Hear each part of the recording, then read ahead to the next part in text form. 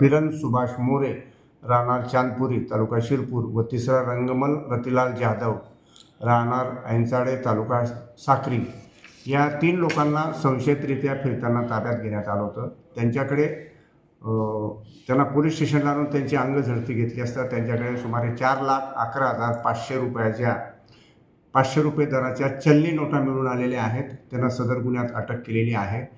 त्यांना सदरच्या नोटा ह्या गौरव ठोंबरे राहणार चांदवड याने दिल्याचे त्यांनी तपासात सांगितलं। त्यावरून त्या ठोंबरेला देखील अटक करण्यात आलेली आहे। आज त्याला मान्य न्यायालयात हजर करीत आहोत।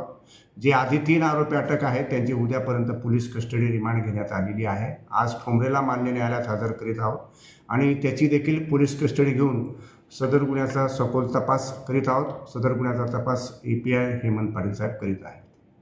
पूर्वी काही पार्श्वभूमी काय या संदर्भात? नाही, आरोपींची पार्श्वभूमी नाही आहे, पण सखोल तपास चालू आहे।